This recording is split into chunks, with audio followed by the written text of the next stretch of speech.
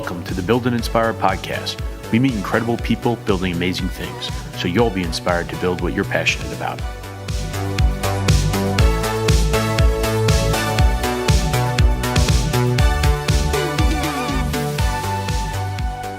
Where are you? Well, I just came back from a road trip across the country. I thought about you a lot because I kept passing by like campers and shit. Oh, really? Like what life would be like on the road. I don't know if I could do it.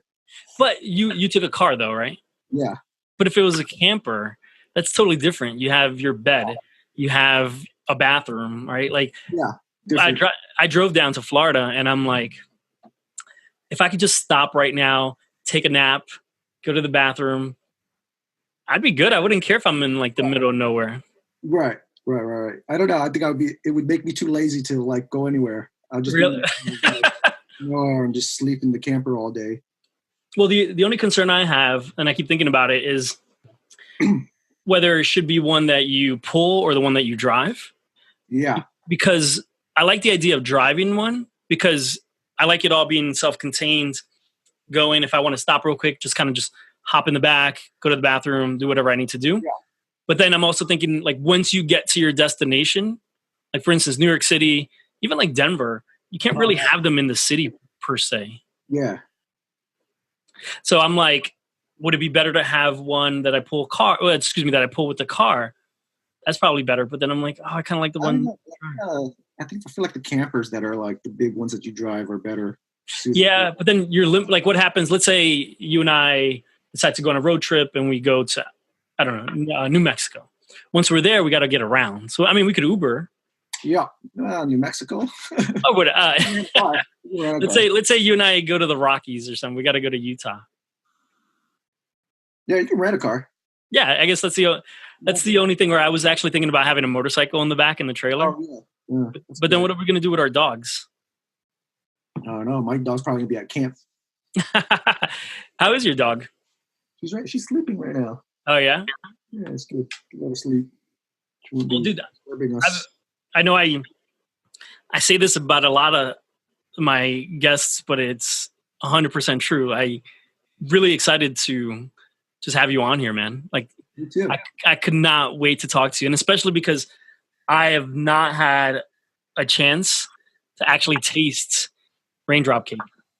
Your chances passed. You should have jumped on it while the fire was hot. Well, I can still order a kit. You can, yeah. Right? But it's not been made by my hands, so it's a little less special. That is true. All right. So for people that may not know, what is a Raindrop Cake? It's I think the quickest way to describe it is like it's a vegan jelly dessert. Okay. Do you want me to go into the whole background? Do you want me to just like dive into it? We have unlimited time. This is just conversation style. This has been recording since I turned it on. Oh, cool. So I won't ramble until you get to those questions. I have no. This is just a conversation style. Like, okay, cool. Yeah, it's just me and you hanging out. Ask me questions. Cool. It's a vegan jelly dessert is the best way to say it. But it's got a lot of people like. I think when people see it, it just looks so different, so they think it's really like very different than other things, or they think it's Jell-O. So one of the two extremes. Right? Yeah, I think I thought it was Jell-O the first time I saw it. Or it's Jell-O, and it's really neither. Like it's not. Jell-O's not vegan. Number one is not vegan. I guess like if you don't care about that, then essentially they're both jellies. So yeah, all right, yeah, they're the same in that respect. But I think the newness that people appreciate of it is that it's made out of agar. Agar is gelatin based off of sea algae. So it's an ingredient that has been used very commonly in Asia. So to foods, candies, sauces, what have you. So that's why a lot of my customers who are Asian are just like very familiar with it. But I think in the U.S. What I've come to found is jelly as a food category is weird to people, which was kind of interesting, which I'm sort of like playing off now or have in terms of like content. It's just like playing up the weirdness. Yeah, interesting. Kind of cool to, play into people's appreciation of the weird. So is that naturally sweet? No, You can think of agar very analogous to gelatin. It's a thickener that creates turns a liquid into a a solid. And I think the uniqueness also was that it was clear, so it looked like a giant drop of water in the shape. It's very unique. Yeah, just like it was antithetical to what foods are designed to look like appetizing, like you can, this Sure. like a object that is, more associated with like nature. Raindrop. Do you think that helped in especially, I mean, you launched in Brooklyn, right? That's the first place you had it. You think that helped with like the demographic there? Looking back, yeah, probably. Yeah. I think me not being a chef or having a food background, I was really I saw this as a side project that was yeah.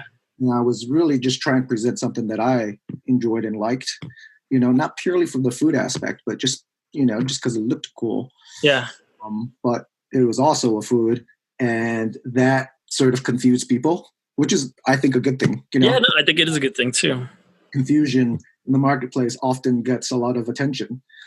So I think was a big part of what drove, sort of the initial eyeballs from media and blogs, foodies. Yeah, just the complete uniqueness. Like I said, I'll put a picture on the link when I share this episode, but you just see it and you're like, what is that? And for me personally, I'm just like, what is that? And I want to eat it. Mm-hmm. And especially when you sprinkle, I actually saw a video, you made a s'more one.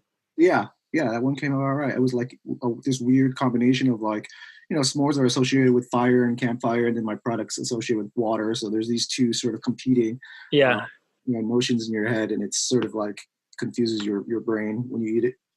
It's interesting you talk about Jell-O and maybe not being as popular, but because I was listening to a podcast, I think Stuff You Should Know.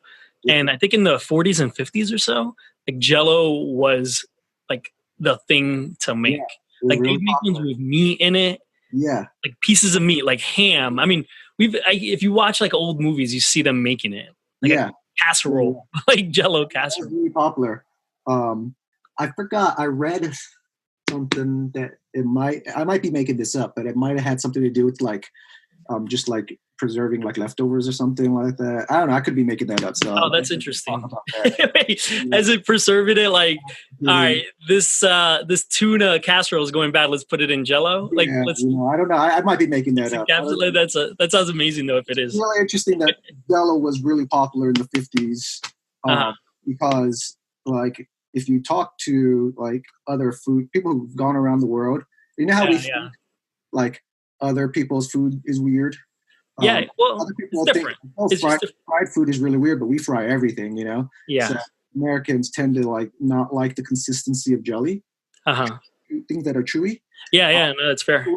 Heard a lot of people were like, oh yeah, I don't do like, I don't do like gelatinous things, or it weirds me out. It's just like this weird American thing. We just don't have the taste for it. But like in Asian culture, like we have foods that are designed specifically because they have a nice gelatin. Yeah, makes sense. That's interesting. I think Americans are actually opening up a heck of a lot more to more international food. So for sure. I think that's an amazing thing, because I personally I always try everything and anything at least once. Like when I was in Mexico City, I had crickets. Like I saw crickets on the menu or grasshoppers, and I'm like, let's do it. That's another interesting thing. Like insects. I think most of the world, or at least a big part of the world, eats insects. It's just protein. Yeah, it's protein. Yeah, and it's abundant and sustainable, and something that here in America we don't do, which is interesting. So watch, maybe is there like a raindrop cricket? Yeah, cricket raindrop cake. There's cricket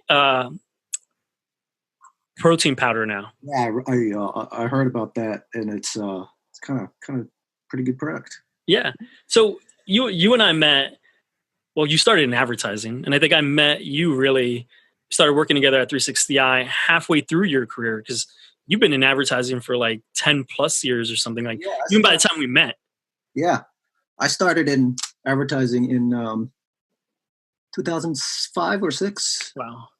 So yeah, it's about 10, 12 years. So when I met you, you were a digital strategist at 360i. We worked on Trident Global. Oh yeah. That was fun. Do you think any of that kind of stuff kind of taught you either when you were designing the food or definitely promoting the food, or in both? Yeah, I mean, I think so. I think like I don't think I would have seen the same success if it wasn't for social media. Mm-hmm. There wasn't anything like that was like, oh, I unfurled this secret working in, social media and digital advertising. It was just simply using those things as they were designed to do. Mm-hmm. That led to success. I didn't do anything out of the ordinary. But yeah, my experience like working there like taught me some of those like basics. Like, okay, I should create an Instagram. I should create, get the .com. I should connect them. I should post events. I should have really nice pictures. Media planning and all that kind of good stuff. Basic stuff, Yeah. So it definitely helped out that I knew how to do that without having to like think, put a lot of effort into figuring it out. Makes sense. So when it comes to the actual product, do you know how to cook in general? Do you consider yourself a good cook? Like, did your family teach you how to cook? No, I consider myself a really bad cook, but interesting. I know how to like. When I first was trying to reverse engineer this product, the background of how I got to this idea or how I even knew about it was like in 2015, I'd seen like a article online about this water mochi in a small village in Japan. It was called Senjin Mochi. And I was like, oh, cool. I would love to try that sometime. Yeah. Forgot about it. A year later, like almost a year later, I was at Christmas vacation at home. And I was really like thinking about, it just popped in my head, sometimes things that you hadn't seen. Yeah, just ideas like pop in your head. So that's what happened. I was like, like, I wonder what happened to that water mochi. I've had it here in the U.S. Let me just like look up to see where's the nearest place I can go because I want to try it. I looked it up and really it hadn't, it hadn't like, there was no new articles about it. It hadn't come over to the U.S. Like nobody really even knew about it. Yeah. I was like, well, I still really want to try it. Maybe I'll just like make it for myself. It doesn't seem like that difficult. Mm-hmm. So that sort of began my process of like, can I figure out how to make this on my own? And, there wasn't any recipes online. So I just kind of like read about it and just tried to like. Just experiment, the mad scientist in the kitchen. Yeah. And just like, I would make a version. And my first couple of versions were all wrong. I used agar, I was trying the different types of agar and then, and I just landed on a version that I liked, and who knows if that's actually what matches the other version. And I come to find out that they were different. Oh, interesting. Okay, that's interesting. Because I was originally going to be like, and you were right. Right. And I think, I took the approach of trying to make it as fragile as possible, which I don't know if there was an intent on, the one that I saw online. Like, what do you mean fragile? Like I used as little as possible the amount of agar just to give it its shape so that it was very fragile. So like you just touched it, would just like disintegrate. Where do you actually get agar? Well, in the U.S., it's mostly sold in health food stores, places, or you go to like an Asian market where it's pretty plentiful. But it's not something that you can go in a mainstream supermarket and just buy. Maybe now it's becoming more and more popular. In the US, people know agar from their science labs because they use it in petri dishes. Oh, interesting. I didn't know any of this. People have this bias towards it as it's not a food. Sure. It's just seaweed, algae. Interesting. So you discovered that it wasn't for people's palates. Like that's not what people were looking for. Did you discover that like in the initial stage before you actually launched the business, or was this like halfway through you selling it in Brooklyn? Yeah. So I don't know. I think sometimes people think that I had this plan that I wanted to start a business. Yeah. And it really wasn't. It was really started from frustration with, myself and not doing anything significant. By significant, I mean, like, I was gonna say I've personally seen you do a heck of a lot of amazing work. I'm not just saying that. Like, yeah, thank you. But like, I think what I mean, I think it's more of an existential question. Yeah, I get what you're saying. A lot, like, what is the meaning of life type of shit? What am I doing here? Yeah. Why do I wake up every morning? And,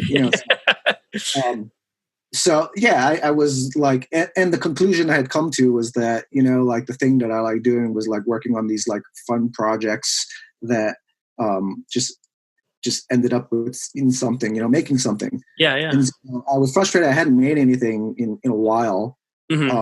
And part of that was like a lot of fits and starts and just procrastination or just like not seeing anything through. And I was like, okay, I have a bunch of money saved up. I wasn't really spending it on anything, let's see, another thing I frustrate myself with is that I don't have lots of obvious talents that I could just like go all in on.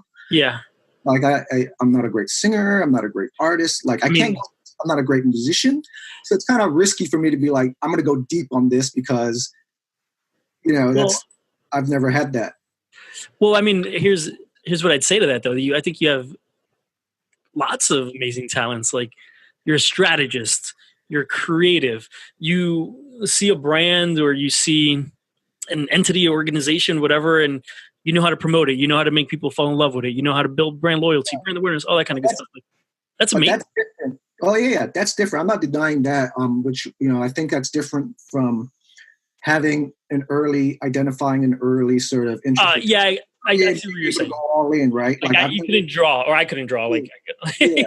So, but I think I forgot who came up with this, but somebody who is like a behavioral psychologist. No, the girl who wrote Eat, Pray, Love. Okay. Eat, Pray, Love is about going out and finding your like passion in life and then pursuing it like with all your heart.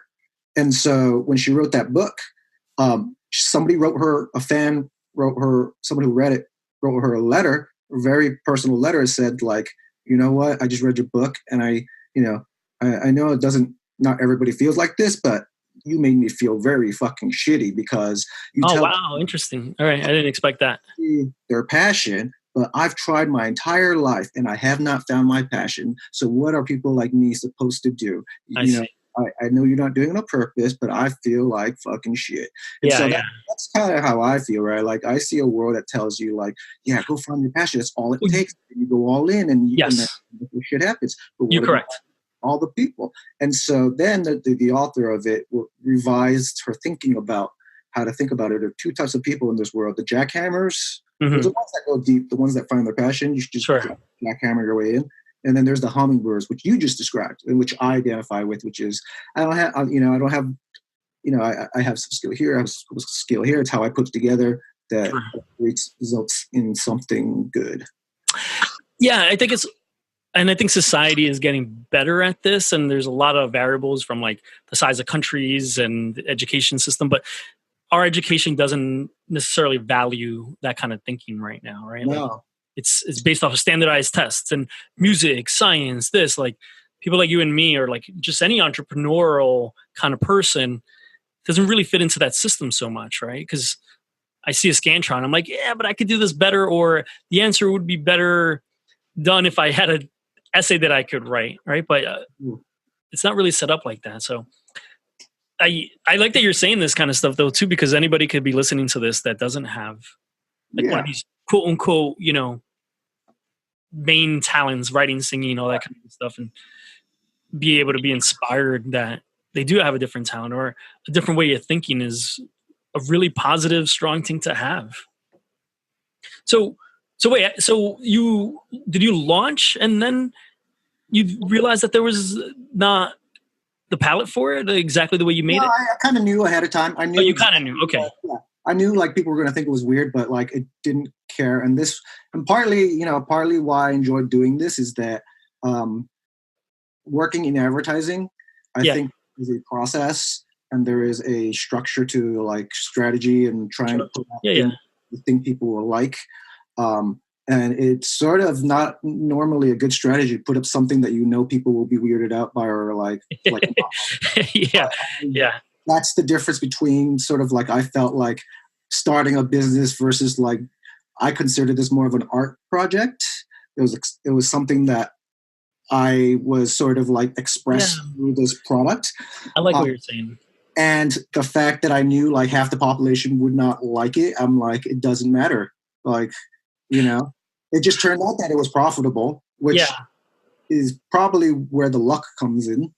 But like, I don't know if I would advise anybody to try to like start a business to base it on something that is going to weird people out and on their kids' palate are, and then, get them to try to buy it, Yeah, no, I think one of the things that just came to mind, do you think people in our generation, kind of like knowledge digital workers, yearn to like create something that's physical? Right? I think I was having this conversation on a different episode of the podcast where I bought Legos the other day, right? And I like started building them, and I'm like, it felt so nice to just have it built, or like a puzzle. Like I felt like I accomplished something and I could touch it, right? Yeah. And in the past, before digital marketers and knowledge workers and all this kind of stuff, and so let's focus on advertisers, like Madman days.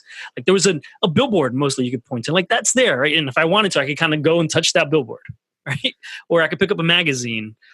And do you think that we miss that kind of stuff because we create a lot, but it's really cerebral, or like you can't touch a strategy, right? Or like anything that we did on social media, which obviously I love all this stuff and it's fantastic, but I can't touch it. Like you can't touch a tweet really. And even though you see it, I don't know if it has the same impact. So do you feel that we yearn for that? And that was part of like why, or some of the benefit emotions you've gotten out of creating Raindrop Cakes? Yeah, 100%. I think like I got frustrated because I didn't see a connection between what I was doing, what I was spending many hours working on, to the impact and the result.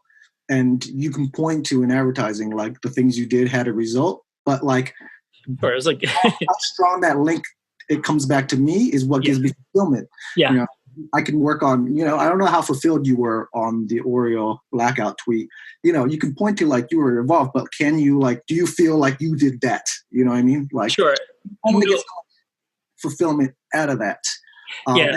Maybe, I don't know, maybe that's not how everybody thinks, but like, I like to feel like I had a bigger impact on things that I get fulfillment out of, I'll just be in the room, and try to feel the fulfillment. So like, I was really struggling with that because I think that's how it links back to the physical thing. Like things in the physical have a higher, ability to impact somebody.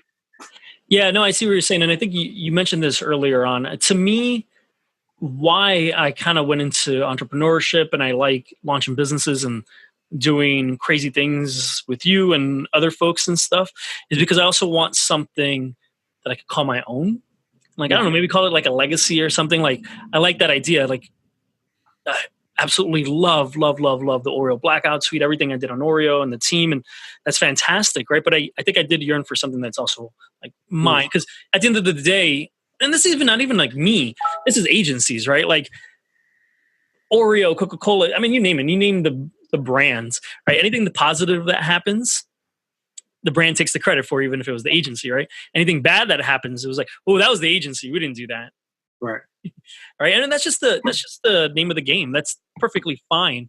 But Oreo's not mine, right? Yeah. Whether it was the blackout tweet or anything that happened, it's just Oreo's not mine. And it's not really anybody's, really. It's owned by the public. It's like Coca-Cola is not really anybody's, right? It's just part of society. And that's amazing, especially to have the privilege to have worked on it. But it's not mine. Like Raindrop Cakes is yours. Yeah, exactly. It's your baby. You grew it.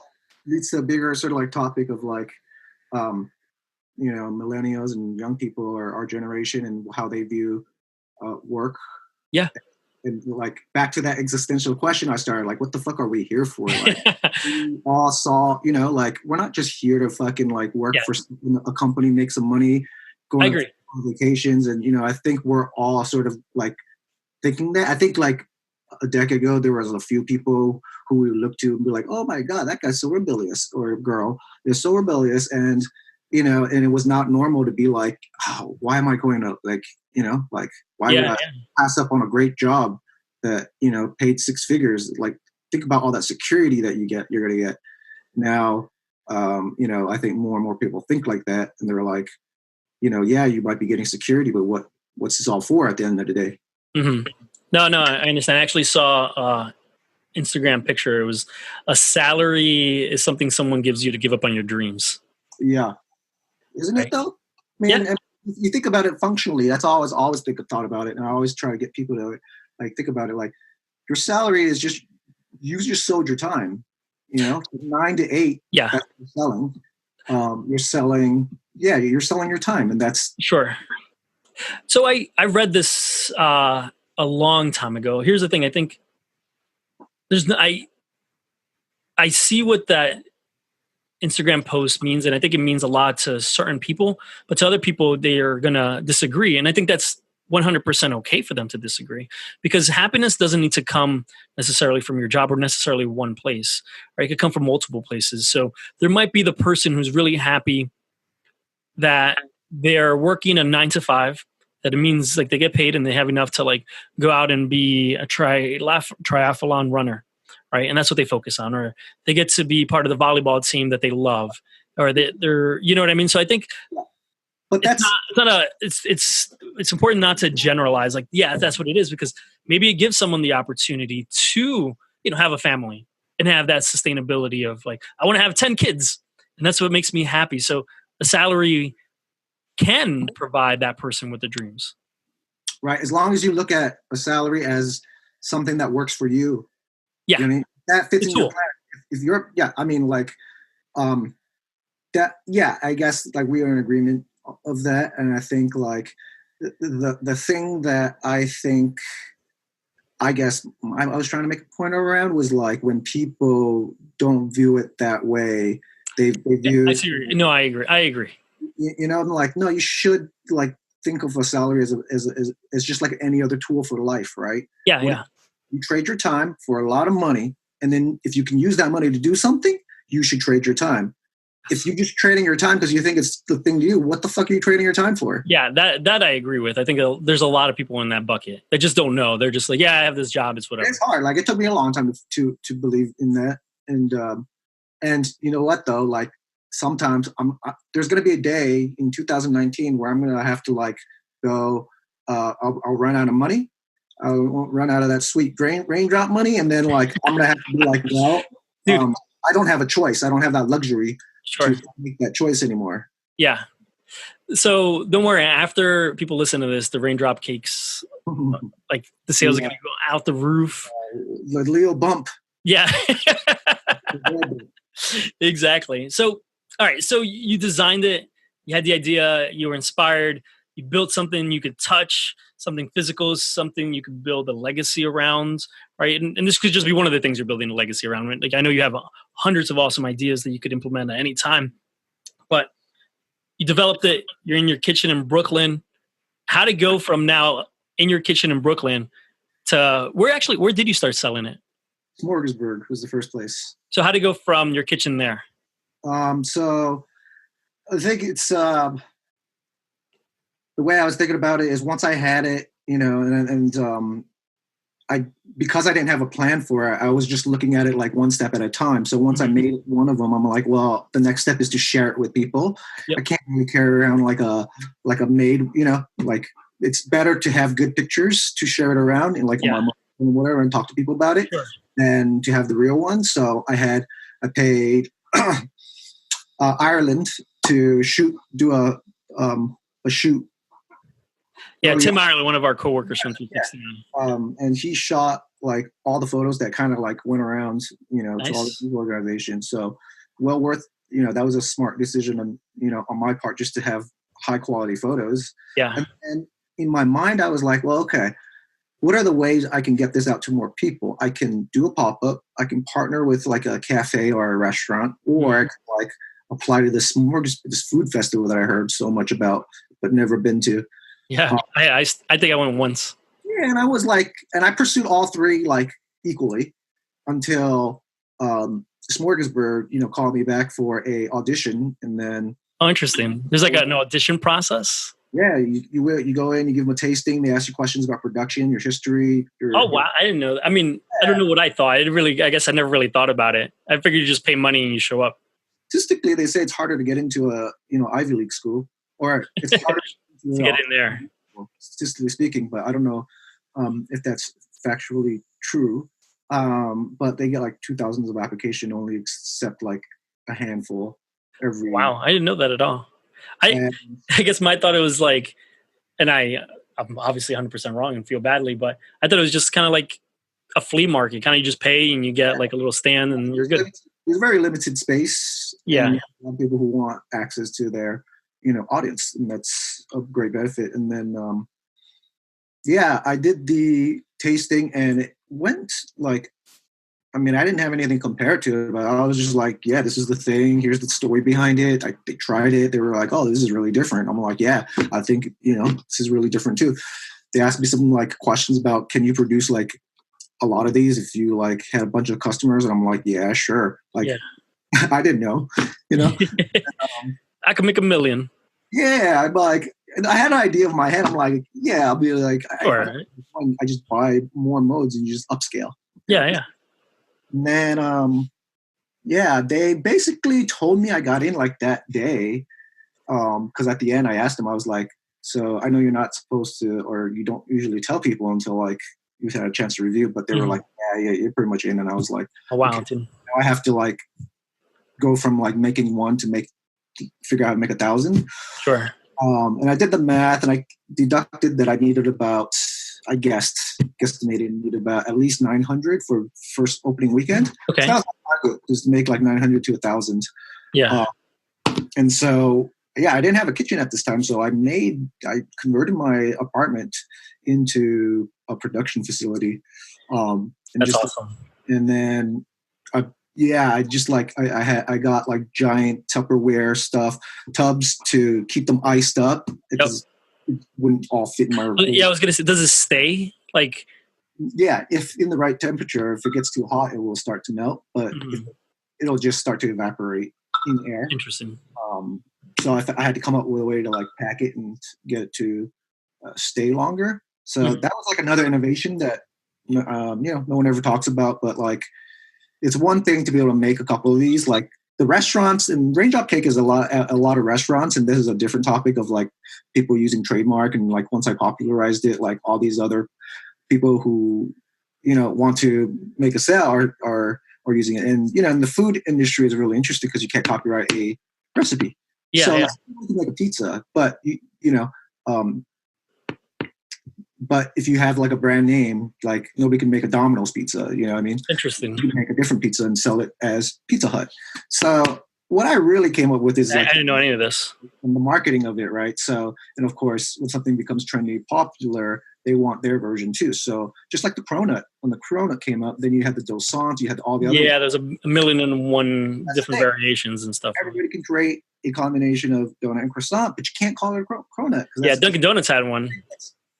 Trademark for me, and I don't know how I started getting down this line, but like, I know how it was. Well, as far as like how you started, that you were finally in Smorgasburg.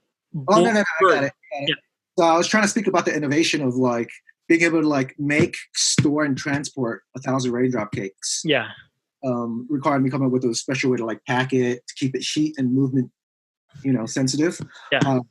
And so I spent a lot of time trying to figure that out as well. And I think that's what allowed me to like actually sell at Smorgasburg, where it was hard for me to like, I didn't have a kitchen or a restaurant where. Yeah, it makes sense. Like a facility. Yeah. Like, I had to like pre-make everything and then. Wow. And, so that was a challenge. See, this is my complete ignorance, me just seeing it. I actually thought you were making them on the spot. Yeah, a lot of people do. It's just unpacking it because there's a whole like process. Yeah. Stored completely surrounded in like cold water so that, heat and movement. That makes sense. Yeah, but you can't because it takes a 2-hour jellification period. Oh, I didn't know that either. I just thought like in just complete ignorance and not really thinking about it at all. It was like, I don't know, maybe you had like a mold or something. You cut it out real quick and you give it to someone. Maybe there was like a big block or something. That would have been interesting. Yeah. So did you ever think about like scaling up and like, all right, we're going to need a facility. We're going to need like an industrial fridge and all that kind of good stuff?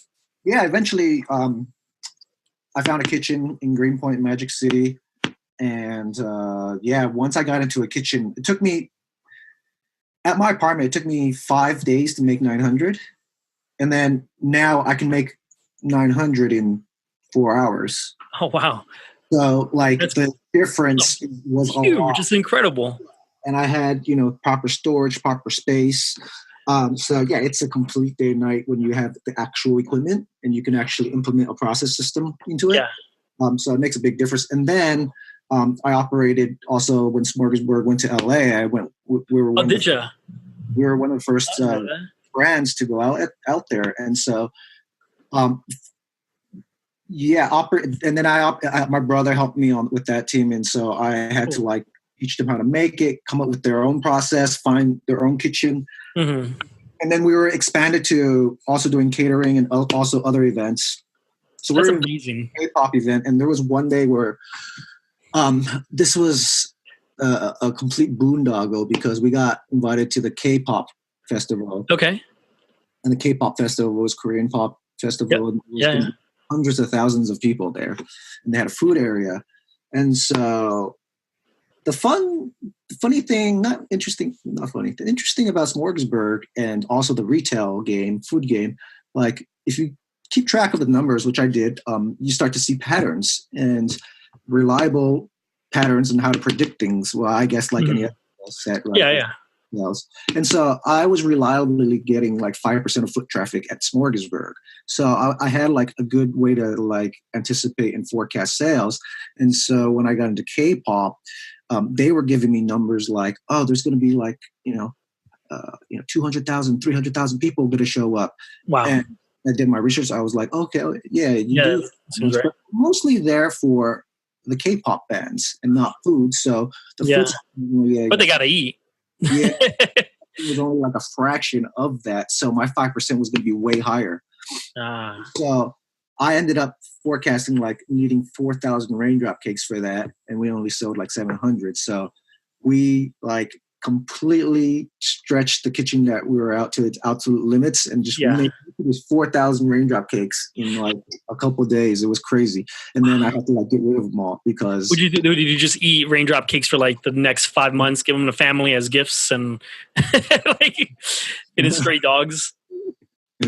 No, it's just, that also there's not a lot of waste when it comes to Raindrop Cakes because most of it is water. And as long as you source your water from, something. Yeah, really clean, reliable source. Yeah. But let's say I bought one, I went home.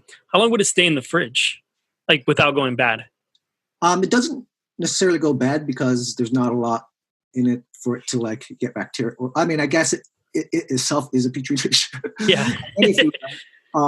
But if you kept it like, cold and everything and also surrounded by water so it doesn't evaporate, it could stay like over a week. I think I've tested it. The flavor of the agar, I feel like starts to change after a week. And the interesting. Okay. Starts to like soury or like just like I think it becomes a little more pronounced. Interesting. That could be a good thing, no? Like a fine wine. Yeah, I don't know. There's only one way to find out. What can you freeze them? Yeah, but it's just turns into a piece of ice, so you can't defrost it. Got it. Because I'm like thinking like different things you do. Can you like you freeze it into a piece of ice and then you make a mixed drink out of it? Yeah, but then it's just ice. Yeah, but it's not. Yeah, I guess you're right. I just invented an incredibly complex way to just make ice for your product. This is why I don't work with you at Raindrop Cakes. So you're selling them, and this is for me. And I know nothing happens overnight, right? But I think one day I just woke up. I went on social media, and you're on. And correct me if I'm wrong. You're like on MTV. You're like on. Today's Show. Name them. Yeah, you name them. Use were the two early ones. And then I got like, and then local Fox News came over like a couple of times. They loved me for some reason. And then a couple of shows that were like, I was at in LA, Home and Family. Okay. TV. So I did that one, and then a bunch of like web videos. But those were like the live broadcasts. And how did that happen? Did you reach out to people like industry advertising connects, or people were just like, "This is awesome"? Yeah, like organically. Yeah, all of it organic. It was like you said that, you said that things don't happen overnight. This freaking happened overnight. Oh, wow. I created that post. I had all the nice pictures, and then I shared it out to everybody. I'm like, hey guys, I'm gonna be starting my booth this weekend at Smorgasburg. It'd be cool if you come by and like just, you don't even have to buy anything. Just come. Yeah, just come hang out. Yeah, just for the support. Cool. All right, bye guys. And then I posted it, and then like literally like the next day, I get an email from Today's Show saying, hey, we just saw it. Like, I guess the post had like 2,000 shares or something. Yeah. And then I guess also people pay a lot of attention to what happens in Smorgasburg, like who are the new people. Makes sense. Okay. And then, they see this weird thing, and Today's Show like sent me an email saying, hey, do you want to like talk about your Raindrop Cake live on Today's Show? Of course. Yes. Yeah. And then, I think media begets media. It becomes this. Yeah, you're right. Machine. And I think the thing that we think in the advertising agency that we only have like a limited amount of time to talk about shit. Mm-hmm. We often underestimate how much time something's worth talking about in the media. Because from my point of view, being the the beneficiary of media, that was a solid 6 months of fucking media. Yeah, no, that's fair. So like I would have thought like 2 weeks tops. Yeah. It was a solid 6 months that I was out doing like videos and interviews and people magazines. I know you were everywhere. I feel like, and I love that. Obviously, seeing all this, was every time I saw it, I'm like, dude, I know him. We work together. I'm like seeing you on all those major news outlets, and I was like, that is freaking cool, dude. Were you nervous going on TV? Yeah. I mean, I wanted to like be good. Like every time it was like that was like my shot to get more. I don't think I like nailed it bad on screen. No, dude, you did fantastic. You were awesome. I didn't make a fool of myself, but no, you were great.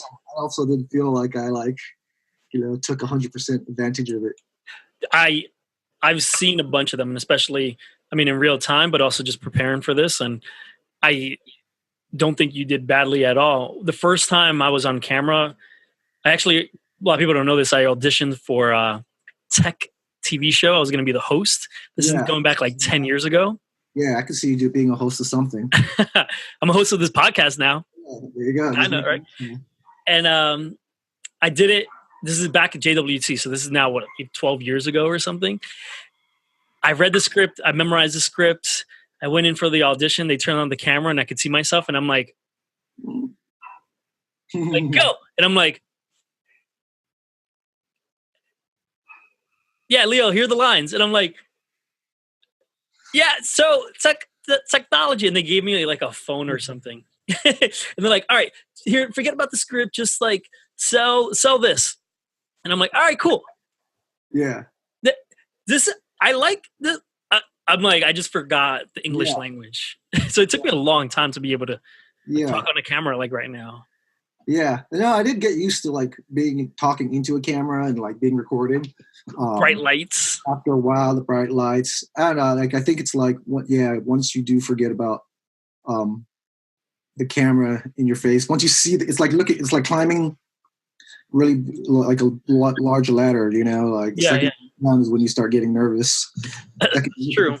You start getting nervous. Once you're up there and you're talking and you just forget about it and you're kind of just going off the adrenaline. Yeah. It's like when I speak, I get off stage and people are like, remember when you said this? I'm like, yeah, I feel like that too. I feel like that scene from what's that movie where Will Ferrell, he just blacks out and he's just like Old School. And he's running down the street naked. Where it's about the them starting the college fraternity. It's funny. I caught the tail end of that movie the other day. I don't remember it that well. There's a scene. I just remember him running down naked down the street. Where We're stricken. They're being like quizzed on this thing, and they have to pass the quiz to like approve their fraternity. And then, like, he's really dumb and shit, but then they ask him a really hard question. And he's just like, and then he just says this like eloquent answer, and then he's like, "Oh, well, what happened?" Blacked out.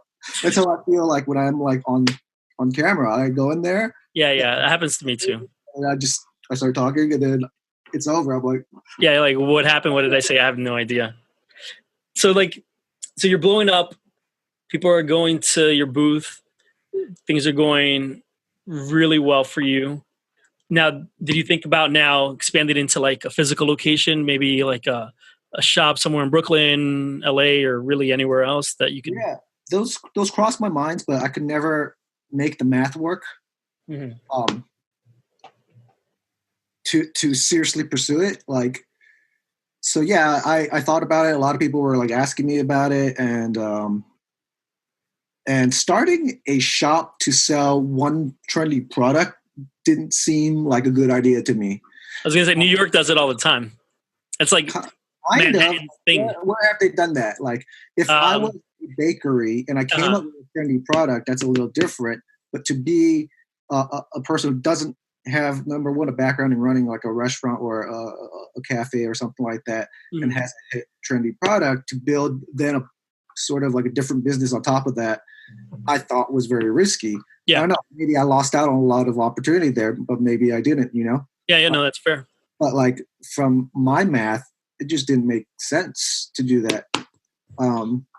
So I never seriously considered it. I think in my head, going back to the whole, like, I was doing an art project, not a business. Yeah. I really like had a 3-year vision from day one, which was first year was the first year I was just figuring it out. The second year was like, I need a different version of this. I treated it like Apple. A lot of people were like, hey, why don't you put sprinkles on it? Why don't you do this? Why don't you do that? And so I did that a little bit. That's why I did like like the variations. But at the end of the day, I felt like this was more like, I was more like Apple, where I was creating the iPhone. Yeah. I was designing a product for you to experience. And it wasn't like I'm trying to create a product like Froyo. Yeah, it makes sense. Like, you know? And so I kind of, that's why I didn't feel like that inspired or that interested to create different versions, even though I explored that route because it made some sense as a business. Yeah. But it made less sense if what I was doing was like, I'm creating like a product the way I want it to be presented. That's amazing. That's admirable. That's awesome. Is irrelevant. But like the end goal was sort of making an impact on somebody. So like year 2 was to come up with could I reproduce some of my success with, you know, a different version or product? And that's what I came up with, the purple raindrop cake. You know, I had my own principles about what constituted new products, which were only known to me. You know, I wasn't trying to like in my head, I was like, all right, what are the things that I thought were unique to Raindrop Cake? What did I like about it? It was unique. It was Asian, so attached to my heritage. It was something I'm familiar with, something I personally liked. It also introduced a new, it also like weirded people out or introduced agar and jellies to an American audience, which I also liked. So in designing a new product, I was like, well, take those things, like introducing something new and Asian to people that I personally liked myself. Also had that visual quality of Raindrop Cake.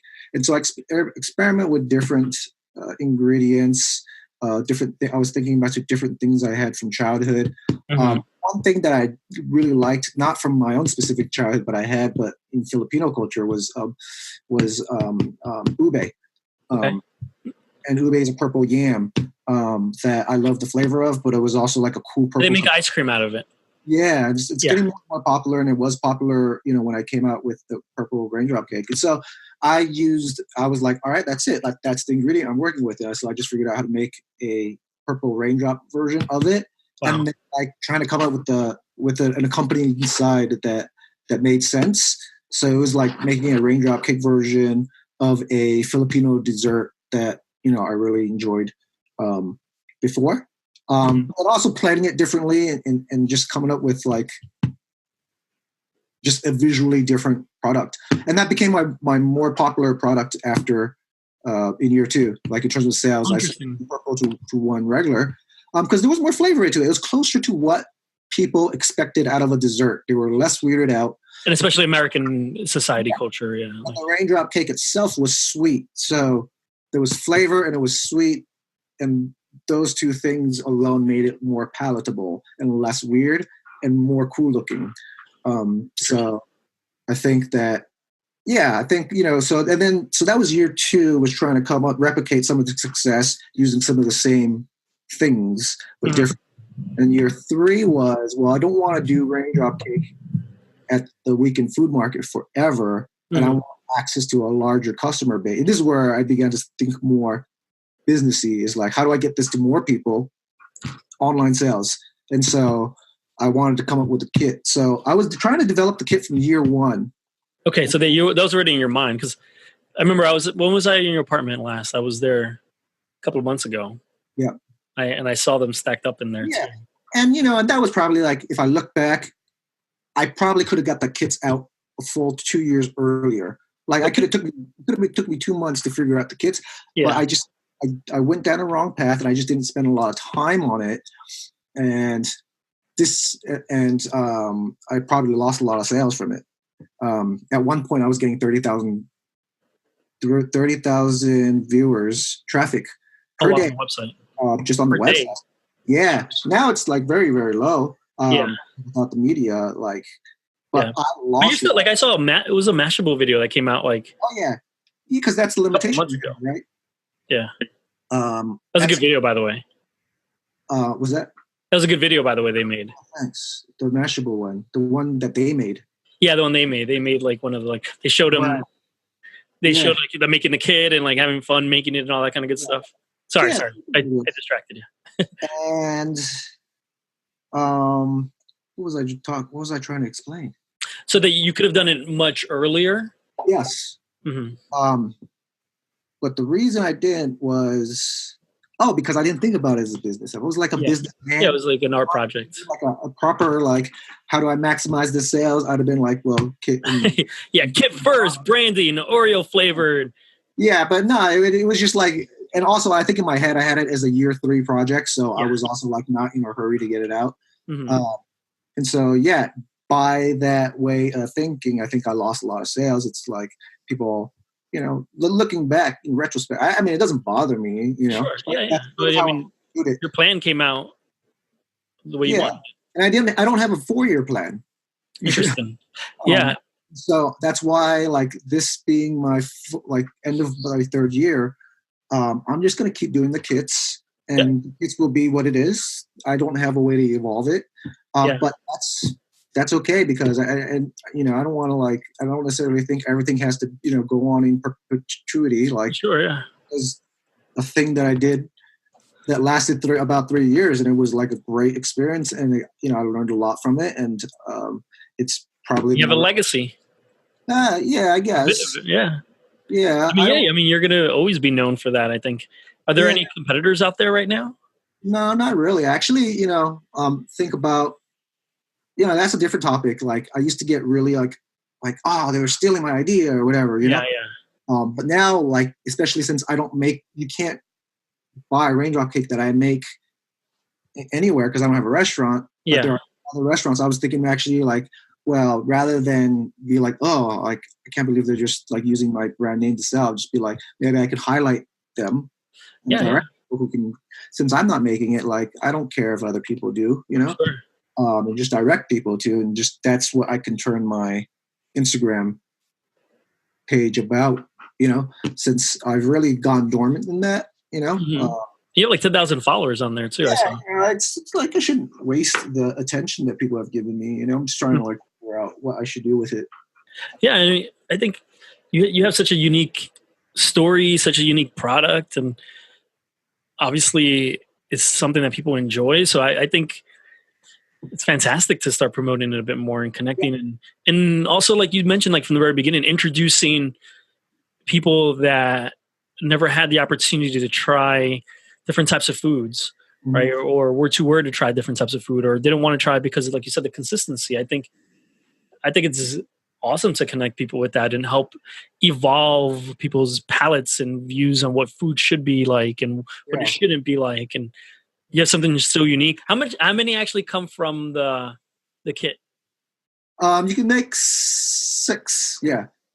You could probably make more. I put extra agar in there so people can like try, but like I think like in terms of the sides, that's the thing that limits how much you can enjoy it. Yeah, yeah. But yeah, they're not difficult to make. I think like it's just difficult in terms of gathering the different ingredients because you can't just go to like your regular supermarket to, buy everything. Interesting. So all right, so now it's online. Where can people actually go buy it?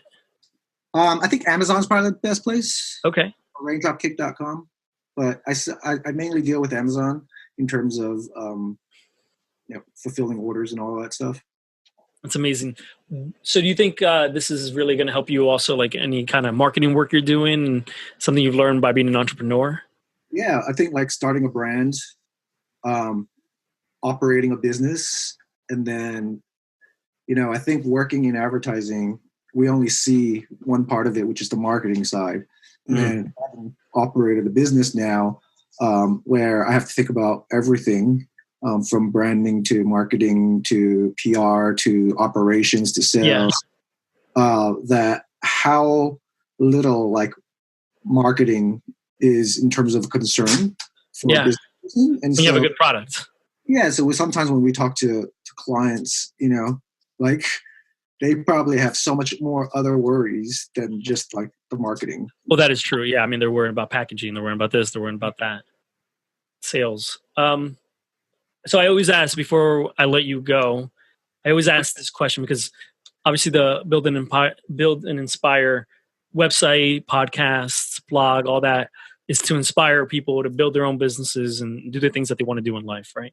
But it doesn't come easy all the time. And I think we focus too much on like hustle culture and like, just always do it, get up and like, just fight, work. I wake up at like 3:00 in the morning and I work until like 3:00 in the afternoon and then take like a 2-minute nap, like some crazy stuff. Like, but the reality of it is we're all human. We're not machines. And sometimes you wake up and you're just like, I don't feel like doing this, even if you absolutely love it. So how do you get through those days? Is it just... Yeah. I guess like it all goes back to like, I think when I started talking about this, I talked about like existential crisis. And, I think we all sort of we're all trying to answer this question of like, what am I doing? And like, what's worth doing? Yeah.